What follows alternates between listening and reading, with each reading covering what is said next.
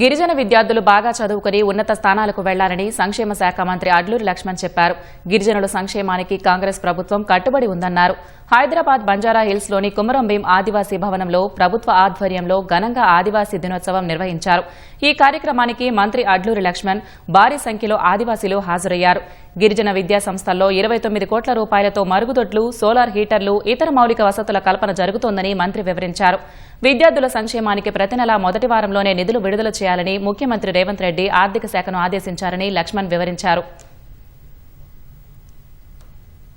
Welfare సంబంధించిన పిల్లల విషయంలో పట్ల నేను ముఖ్యమంత్రి గారు కోరినాను. మనకి ఏదైతే గిరిజనులకు సంబంధించిన వాటి వెల్ఫేర్కి సంబంధించిన టీచింగ్ వారికి కానీ, నాన్ టీచింగ్ కానీ, డైట్ కానీ, కాస్మెటిక్స్ సంబంధించిన కానీ మౌలిక సదుపాయాల విషయంలో 1వ తారీఖు నుంచి 7వ తారీఖు లోపల వాళ్ళకి ఇవ్వాల్సిన బడ్జెట్ పరంగా సకాలంలో నిధులు ఇవ్వాలి, పిల్లలకు మంచి బోధన సౌకర్యాన్ని ఏర్పాటు చేయాలని చెప్పేసి నేను ముఖ్యమంత్రి గారు కోరినాను.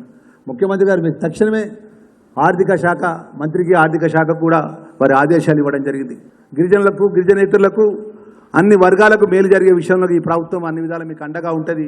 మీరు ఉన్నతమైన స్థాయిలో చదువుకునే విధంగా మీ ఆలోచన ముందుకెళ్లాలని చెప్పేసి మనస్ఫూర్తిగా కోరుకుంటూ జై ఆదివాసీ.